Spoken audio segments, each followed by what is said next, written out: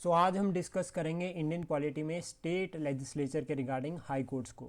High courts को आज हम पढ़ेंगे, पूरा डिटेल में डिस्कस करेंगे कि हाई कोर्ट का क्या रोल रहता है, क्या पावर्स है, प्लस साथ में ये भी पढ़ेंगे कि हाई कोर्ट किस तरह से जो है वो लिंक करते हैं हमारी पॉलिटी के साथ, क्या रिलेवेंस है, होने चाहिए तो क्यों है और कितने हैं। सबसे इंपॉर्टेंट बात है कि ये कितने जो है वो नंबर ऑफ हाई कोर्ट अभी हैं। पूरा फैक्ट बेस्ड यहाँ पर रहेगा, कंसेप्ट के साथ भी थोड़ा लिंक करेंगे और कोशिश करेंगे कि इनको साथ के साथ में जो है वो लर्न भी करेंगे। तो आप एक काम कर सकते हैं, आप अपना माइक ऑन भी रख सकते हैं, ठीक है, डिस्टर्बेंस वाली कोई इशू नहीं होगी। थोड़ा कोशिश करना, लेकिन क्या है कि साथ साथ में रिपीट करना, तो आपको भी जो है वो फिर साथ के साथ ही लर्न होते जाएंगे। तो इंडियन पॉलिटी में हमने स्टेट लेजिस्लेचर को ऑलरेडी कवर कर दिया, जो कि पार्ट 6 में मेंशन्ड है। देन उसके बाद हम पढ़ेंगे आज जुडिशरी के बारे में, जुडिशरी एट स्टेट लेवल, जिसको कहा जाता है हाई कोर्ट। और हाई कोर्ट के बाद जो है वो लोअर कोर्ट होते हैं, यानी कि जो आपकी स्टेट लेजिस्लेचर है, ठीक है, जो स्टेट में अगर हम बात करें तो उसमें दो तरह की जो है वो जुडिशरी वर्क करती है। एक तो हाई कोर्ट हो गए जो स्टेट में टॉपर होता है, और उसके बाद सबॉर्डिनेट कोर्ट्स होते हैं, या फिर उनको लोअर कोर्ट्स भी कहा जाता है, जो डिस्ट्रिक्ट में जो है वो हायर अथॉरिटी होती है। डिस्ट्रिक्ट में अगर हम बात करें जो कोर्ट के लेवल पर अगर हम देखते हैं कि, तो उसमें डिस्ट्रिक्ट जुडिशरी आती है, फिर उसके बाद हाई कोर्ट आता है स्टेट में टॉप में।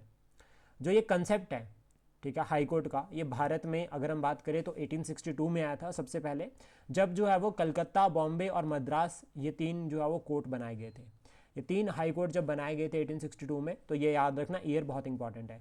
सबसे पहले जो हाई कोर्ट कौन से ईयर में इंट्रोड्यूस हुए थे? 1862 में भारत में कलकत्ता, बॉम्बे और मद्रास तीनों बनाए गए थे। देन उसके बाद इलाहाबाद हाई कोर्ट बनाया गया था 1866 में।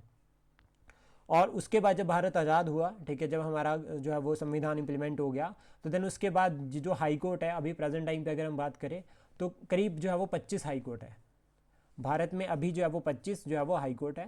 और जुडिशरी के रिगार्डिंग जो कंसेप्ट हम फॉलो करते हैं, उसमें हम कहते हैं कि हमारी जुडिशरी जो है वो इंडिपेंडेंट है एग्जीक्यूटिव से, जो कि आर्टिकल 50 में मैंशनड है। पहला तो ये पॉइंट हो गया। सेकंड, उसके बाद इंटीग्रेटेड जुडिशियल सिस्टम को हम फॉलो करते हैं। ये जो इंटीग्रेटेड जुडिशियल सिस्टम है, ये कौन सा फीचर है, यूनिटरी या फेडरल?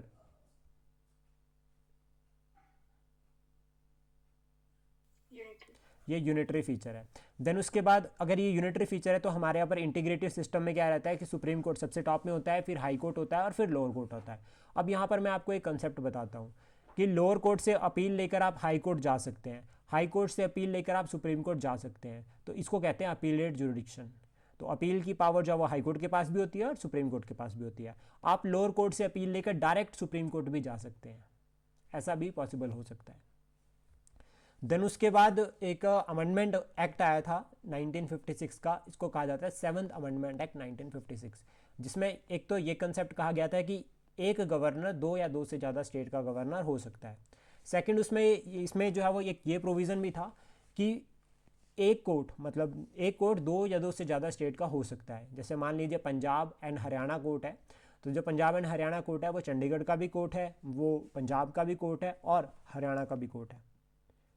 तो एक सिंगल स्टेट का भी हो सकता है, जैसे कि Shimla high court, Himachal Pradesh high court, वैसे ही जो है वो पंजाब एंड वैसे ही दो या दो से ज़्यादा स्टेट का भी हो सकता है। प्लस हमारे पास यूनियन टेरिटरी भी है दो, जिनके पास अपने जो है वो सेपरेट जो है वो कोर्ट है। एक दिल्ली हाई कोर्ट है, और दूसरा जम्मू एंड कश्मीर जो अभी यूनियन टेरिटरी बनी है, इनके पास भी अपना जो है वो हाई कोर्ट है। तो ये फैक्ट जो आपको याद करके रखने हैं। प्लस ये अमेंडमेंट एक्ट जरूर याद करके रखना, 7th अमेंडमेंट एक्ट। पूछ सकते हैं कि कौन सी अमेंडमेंट से ये कहा गया है कि एक दो स्टेट का जो है वो एक कॉमन हाई कोर्ट हो सकता है। प्लस यूनियन टेरिटरी के पॉइंट ऑफ व्यू से भी आपको याद रखना है, जम्मू एंड कश्मीर और दिल्ली, इन दोनों के पास जो है वो अपने सेपरेट कोर्ट है। देन उसके बाद आर्टिकल की अगर हम बात करें तो आर्टिकल 214 से लेकर 231 तक जो है वो हाई कोर्ट से लिंक करते हैं, जो कि पार्ट 6 में मैंशन है। यहाँ पर हाई कोर्ट में अपॉइंटमेंट जजेस की प्रोसीजर हो गया, पावर्स हो गई, ये सभी यहाँ पर मैंशनड है। फिर उसका बेसिक कंपोजिशन की अगर हम बात करें तो जो देखो हाई कोर्ट की जो स्ट्रेंथ है ना, उसको डिसाइड करते हैं प्रेसिडेंट ऑफ इंडिया। कितने जजेस रहेंगे हाई कोर्ट में, ये डिसाइड करते हैं प्रेसिडेंट ऑफ इंडिया, और ये डिपेंड करता है वर्कलोड पे। जितना काम होगा उसके अकॉर्डिंग जजेस की जो है वो स्ट्रेंथ होती है हाई कोर्ट में। जो सुप्रीम कोर्ट है, सुप्रीम कोर्ट में जो जजेस की स्ट्रेंथ होती है उसको कौन डिसाइड करता है? पार्लियामेंट डिसाइड करती है। और पार्लियामेंट जब उसको डिसाइड कर रही है तो इससे क्या हमें पता चलता है?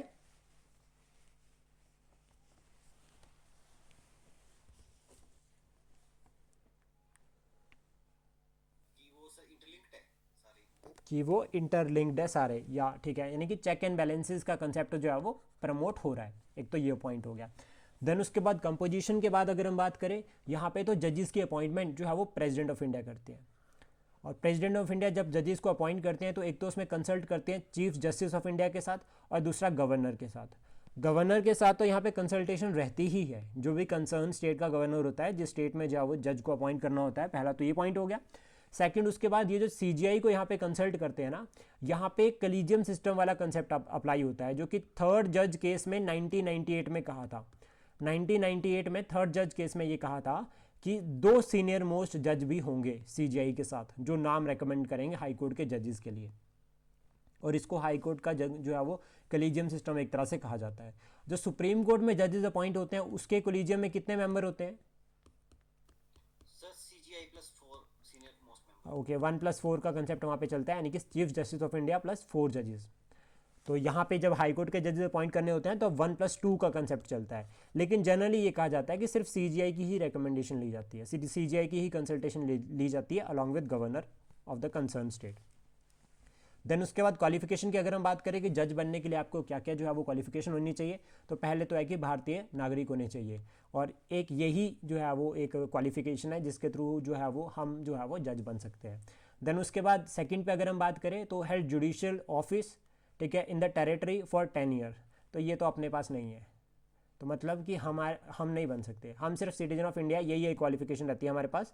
दूसरा है कि आप एटलीस्ट कम से कम 10 साल के लिए जो है वो टेरिटरी में जो है वो इंडिया की टेरिटरी में जज होना चाहिए, ठीक है, किसी भी लोअर कोर्ट में। जैसे मान लीजिए डिस्ट्रिक्ट कोर्ट हो गया, डिस्ट्रिक्ट कोर्ट में आप जो है वो 10 साल। अब सुप्रीम कोर्ट का जज थोड़ी ना दोबारा हाई कोर्ट में आएगा, तो वो तो सुप्रीम कोर्ट में ही रहेगा। सिंपल सा एक बात है ना कि वो सुप्रीम कोर्ट एक हायरार्की सिस्टम भी है। लेकिन जो लोअर कोर्ट की ही यहाँ पे जो है वो मान्यता एक तरह से, मतलब लोअर कोर्ट को ही माना जाता है, और ये कहा जाता है कि अगर वहाँ पे आपने 10 साल सर्विस करी है तो देन उसके बाद जो आप फिर क्या हो, अगर सिटीजन ऑफ इंडिया हो तो आप 10 साल बाद जो है वो फिर हाई कोर्ट के जज बनने के लिए एलिजिबल हो जाते हो। देन उसके बाद एडवोकेट होने चाहिए या फिर 10 साल के लिए, और हाई कोर्ट के ही एडवोकेट होने चाहिए आप, मिनिमम 10 साल तो होने ही चाहिए। ओथ जो है वो गवर्नर करवाते हैं, ठीक है, ओथ कौन करवाता है? गवर्नर करवाते हैं। रिज़ाइन प्रेसिडेंट ऑफ इंडिया को देते हैं। ऐसा क्यों होता है, ये क्यों रिज़ाइन करते हैं प्रेसिडेंट ऑफ इंडिया को?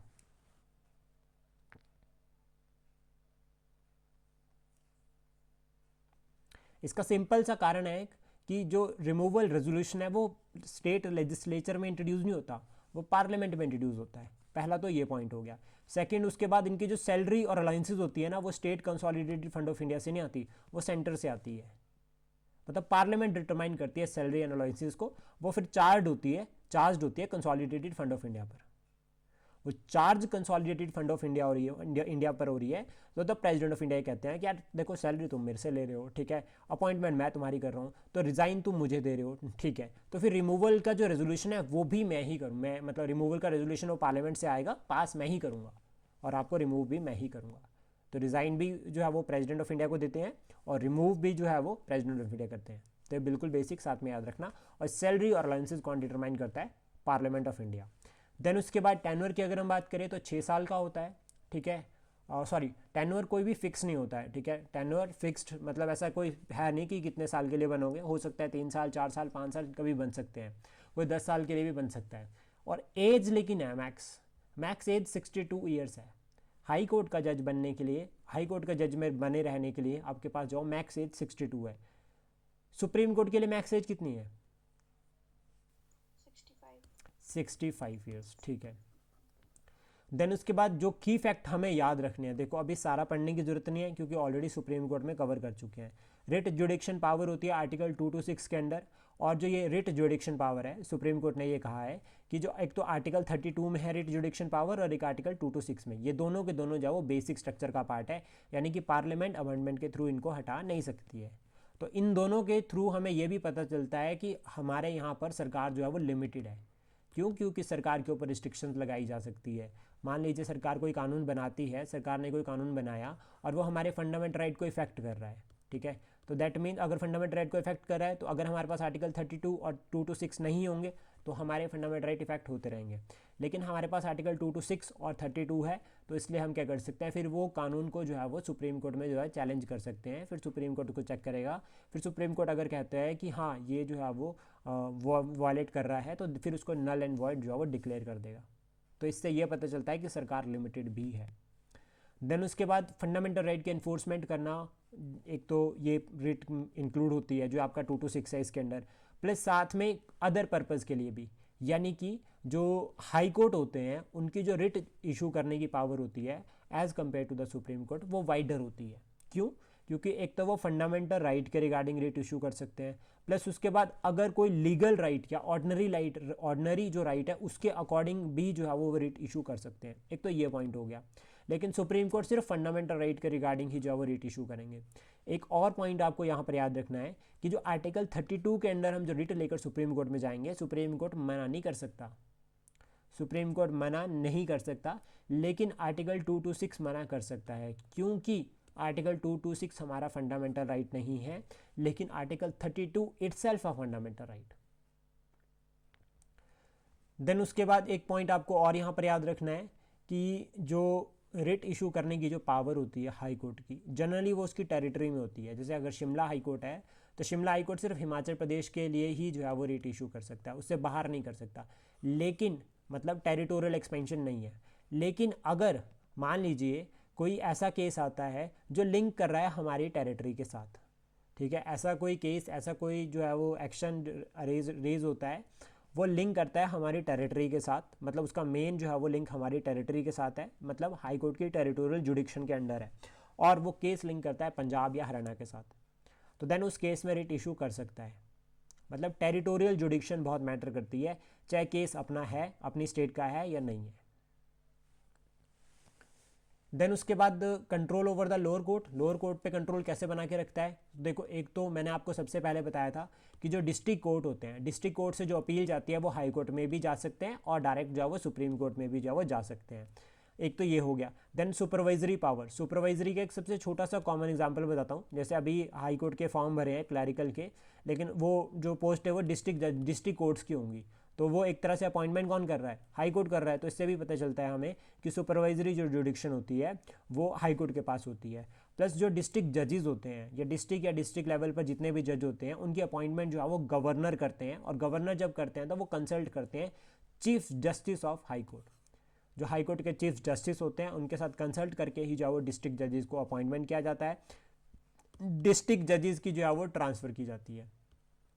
तो ये सभी के सभी पावर जो है वो किसके पास होती है? गवर्नर के पास होती है, लेकिन कंसल्टेशन जो है वो chief justice of high court की रहती है। जुडिशियल रिव्यू की पावर होती है हाई कोर्ट के पास। तो एग्जाम में अब इस तरह से क्वेश्चन बन सकता है कि जुडिशियल रिव्यू के पास जो जुडिशियल रिव्यू की जो पावर है वो सिर्फ सुप्रीम कोर्ट के पास होती है, पर ऐसा नहीं है। जुडिशियल रिव्यू की पावर हाई कोर्ट के पास भी होती है और सुप्रीम कोर्ट के पास भी होती है। जब जुडिशियल रिव्यू की पावर जो है वो हाई कोर्ट के पास है तो इससे हमें ये क्लियर होता है कि कोई भी कानून जो स्टेट एंड लेजिस्लेचर ने बनाया, ठीक है, मान लीजिए कि स्टेट लेजिस्लेचर ने कोई कानून बनाया, तो देन वो जो है वो चैलेंजेबल होगा कोर्ट ऑफ लॉ में, और फिर जुडिशरी यानी कि हाई कोर्ट उसको चेक करेगा कि क्या ये बेसिक स्ट्रक्चर को इफेक्ट तो नहीं कर रहा, या फिर ये किसी के फंडामेंटल राइट को इफेक्ट तो नहीं कर रहा।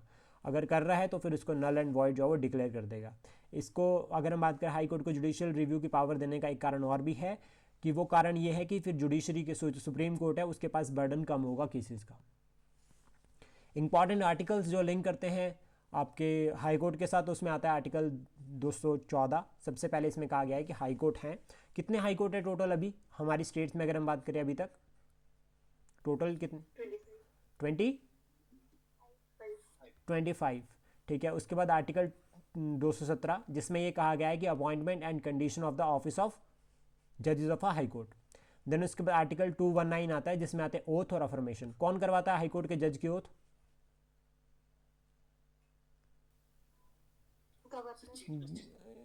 हाई कोर्ट के जो जजेस होते हैं या chief justice of high court होता है उसकी ओथ गवर्नर करवाते हैं, या गवर्नर के द्वारा अपॉइंटेड पर्सन। और जो रिमूवल है वो कौन करता है?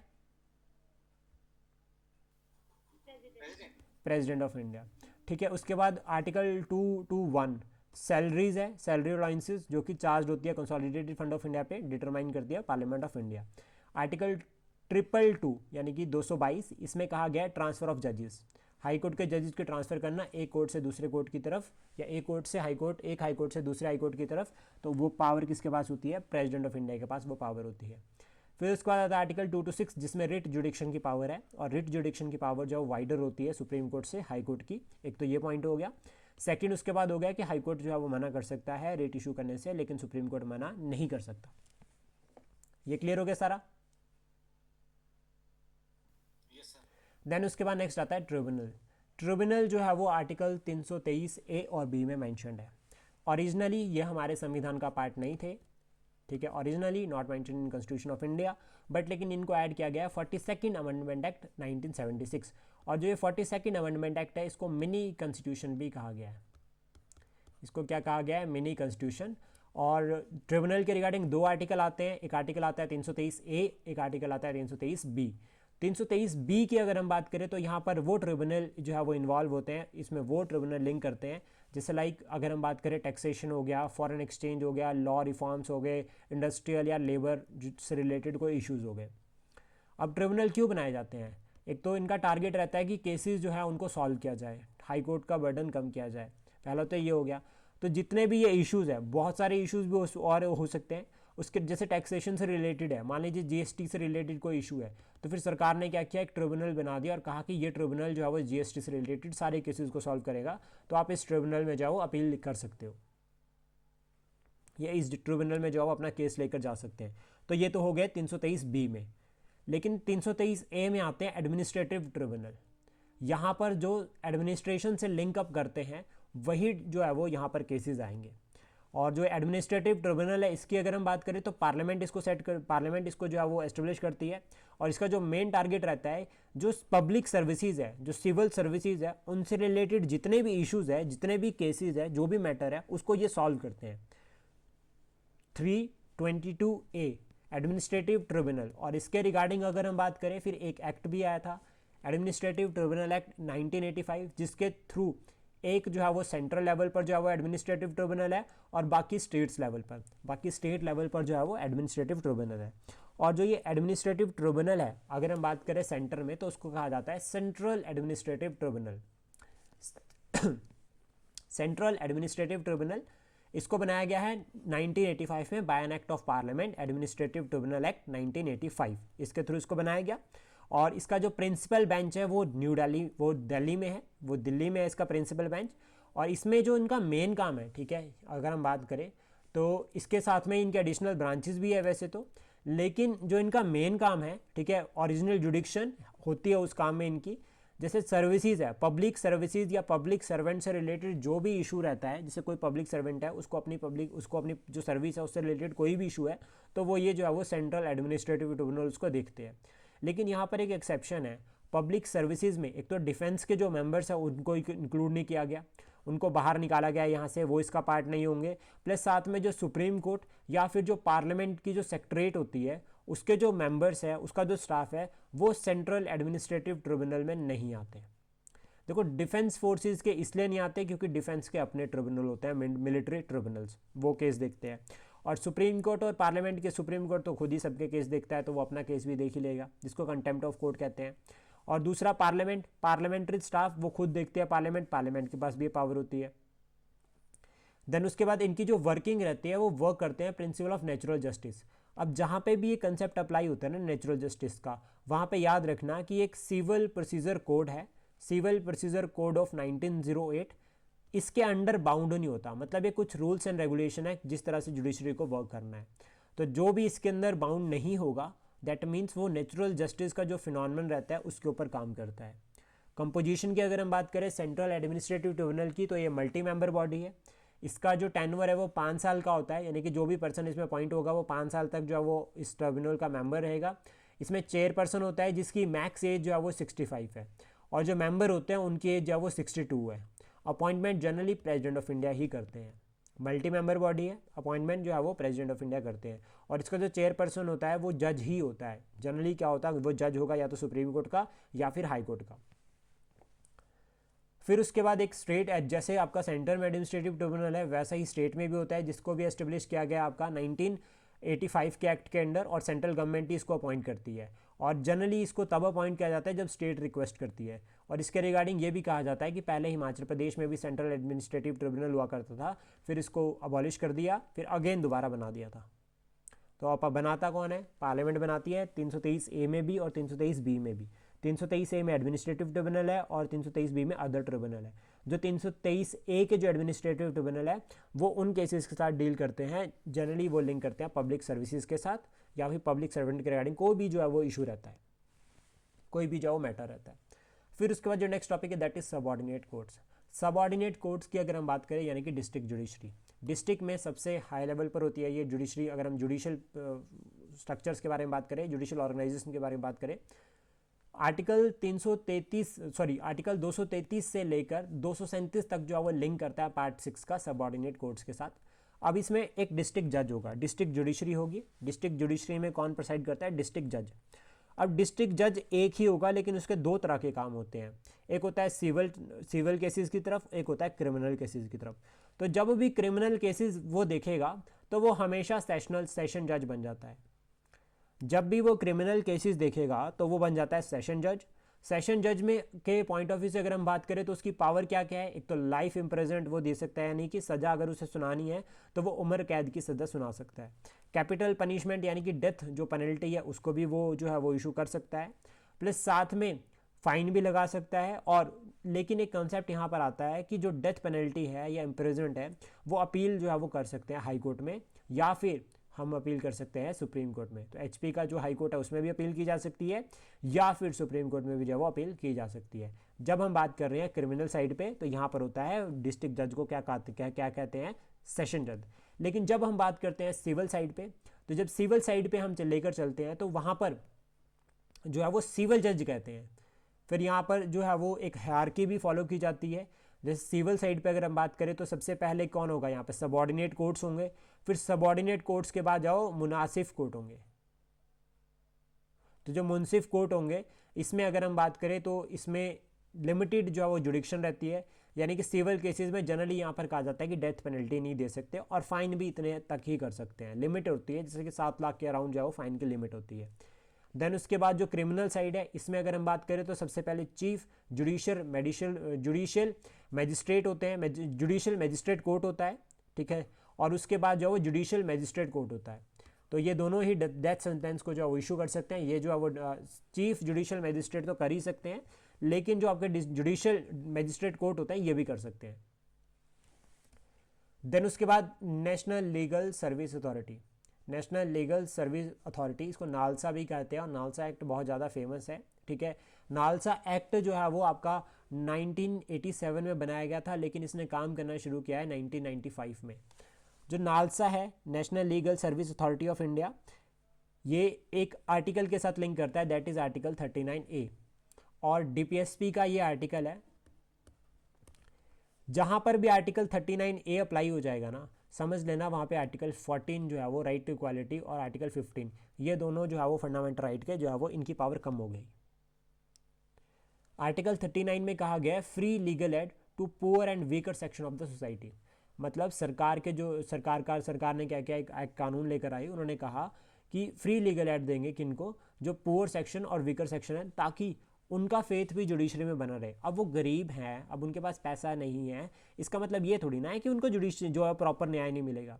तो फिर सुप्रीम कोर्ट ने और साथ में जो आपके पार्लियामेंट है उन्होंने ये डिसाइड किया कि हम एक ऐसा कानून बनाएंगे जिसमें जो पुअर है, वल्नरेबल है, वीकर सेक्शन है, उसको प्रॉपर जो है वो न्याय मिले। और प्रॉपर न्याय के लिए जो है वो उसको पैसे की दिक्कत नहीं आनी चाहिए। तो उन्होंने कहा कि आपको फ्री लीगल एड जो है वो प्रोवाइड की जाएगी। और इसके एनेक्टमेंट जो है वो 1987 में की थी, काम करना शुरू इसने 1995 से किया है। इसमें ऑब्जेक्टिव अगर हम बात करें तो एक तो आपका यही आता है कि फ्री लीगल एड प्रोवाइड करना, सेकंड उसके बाद आता है कि लोक अदालत को ऑर्गेनाइज करना। लोक अदालत को ऑर्गेनाइज करने का जो मेन कारण रहता है वो यही रहता है कि केसेस जो हैं, एक तो पेंडिंग केसेस सॉल्व होंगे, दूसरा जो केसेस है उनको एमिकेबल वे में यानी कि बातचीत करके जो है वो सॉल्व कर देंगे। केस को फिर जो है वो प्रॉपर जो है वो जुडिशरी लेवल पर ले जाने की जरूरत नहीं पड़ेगी, बातचीत करके सॉर्ट आउट हो जाएगा। देन उसके बाद इनका एक टारगेट और भी है, दैट इज़ अवेयरनेस प्रमोट करना। जो legal awareness, mainly legal awareness यानी कि जुडिशरी के रिगार्डिंग, कि जुडिशरी में फेथ ट्रस्ट लोगों का बना रहे, तो इसके रिगार्डिंग अवेयरनेस प्रमोट करना। ये कैंप लगाते हैं, ऑर्गेनाइज करते हैं, अवेयरनेस स्प्रेड करते हैं। और लोक अदालत आपने सुना भी होगा कि जनमंच लगे हैं, तो इस तरह से वो कंसेप्ट लिंक होता है। फिर उसके बाद रूरल एरियाज़ पर जो है वो इनका ज़्यादा फोकस है, यानी कि national legal service authority of India mainly कहाँ पर फोकस कर रही है? रूरल एरियाज़ में कर रही है, क्योंकि अगर हम बात करें वल्नरेबल और पुअर सेक्शन मैक्सिमम जो है वो लोअर के जो है वो अगर हम बात करें रूरल एरियाज़ में ही देखे जाते हैं।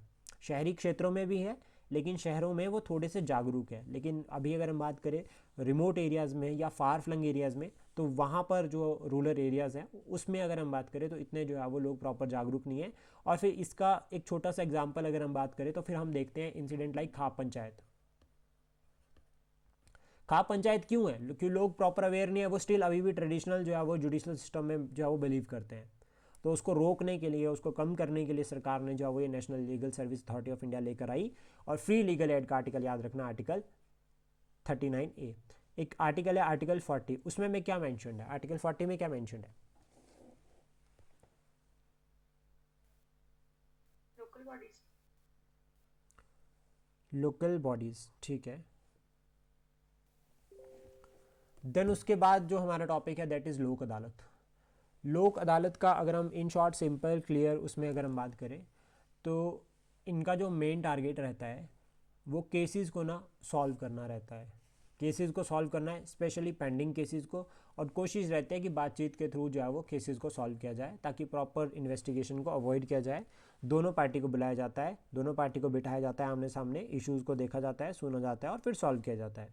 यहाँ पर जो टारगेट रहता है, एक तो जो पेंडिंग केसेस है उसको एड्रेस करना, उसको सॉल्व करना, प्लस उसके बाद नो फीस, कोई फ़ीस नहीं होती यहाँ पे, ठीक है। नॉर्मली क्या होता है कि आपके पास कोई केस जो है वो लोक अदालत में गया, वहीं पर जो है वो उसको निपटान कर दिया जाता है, कोई पैसा नहीं लिया जाता।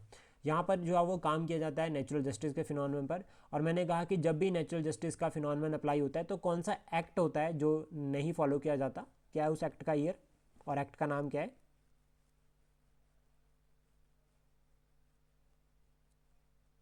ईयर बताओ, ईयर।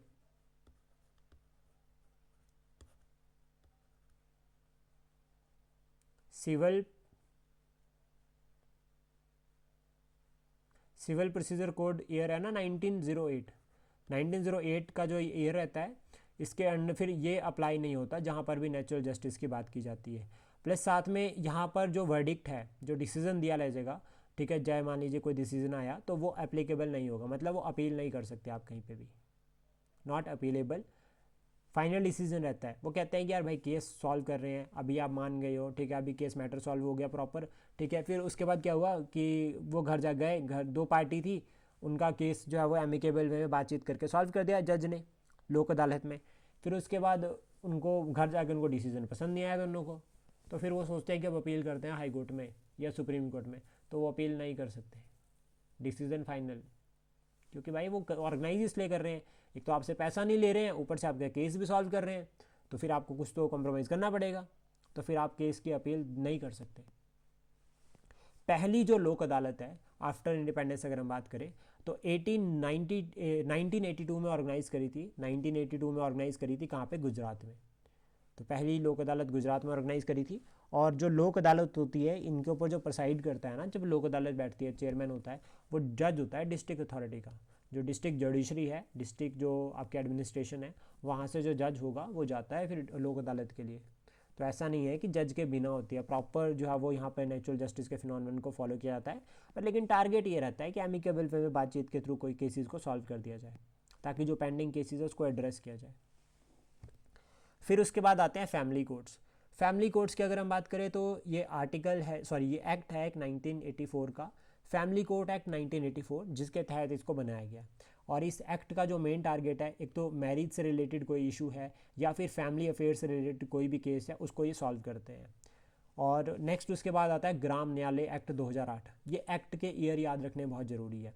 तो जो ग्राम न्यायालय एक्ट है, यहाँ पर जो प्रिसाइडिंग ऑफिसर होता है वो होता है फर्स्ट क्लास जुडिशियल ऑफिसर।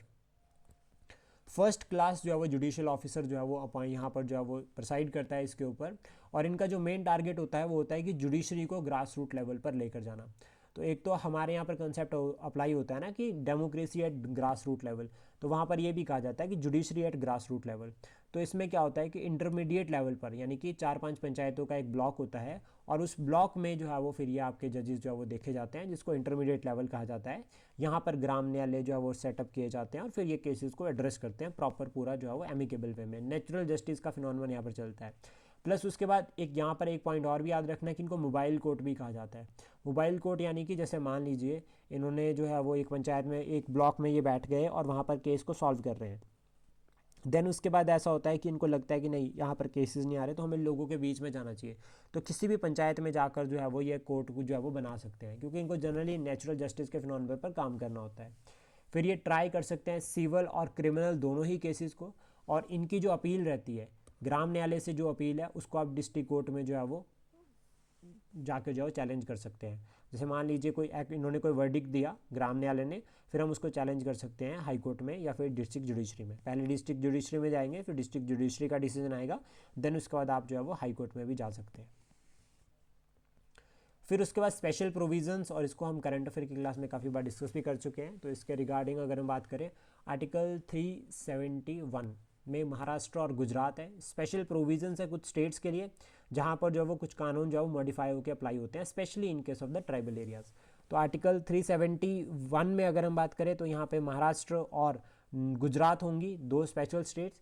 उसके बाद अगर हम बात करें 371A में तो यहाँ पर नागालैंड होती है। 371B में अगर हम बात करें तो आसाम। इसको याद करने की ट्रिक भी है, 371 में आपको अगर याद करना है तो इसको याद रखना AN से इसको याद रखना। BA से आपको याद रखना है 371B, ठीक है, जिसमें B से होगा 371B, और A से आपको याद रखना है आसाम। C में जो है वो मणिपुर होता है, और इसको याद करने की जो ट्रिक है दैट इज CM। उसका D में अगर हम बात करें यहाँ पे तो DAT से भी याद कर सकते हैं आप इसको, DAT, ठीक है। आपका D आंध्र प्रदेश और तेलंगाना। E होगा, E से आप इसको याद कर लो, या फिर E2 से याद कर सकते हैं। E पे है आपका establishment of central university in Andhra Pradesh. F में यह है आपका सिक्किम, इसको FS से याद कर सकते हैं, यानी कि फर्स्ट से भी इसको याद कर सकते हैं, तो सिक्किम यहाँ पर इंक्लूड होता है। देन GM से इसको याद रखना है आपको, GM से GM मतलब मिजोरम, M से याद रखना है मिजोरम। HA से हाँ, इसको आप हाँ से भी याद कर सकते हैं, और अरुणाचल प्रदेश यहाँ पर इंक्लूड होता है। I गोवा, ठीक है, इसको सिंपल इस तरह से भी याद कर सकते हैं।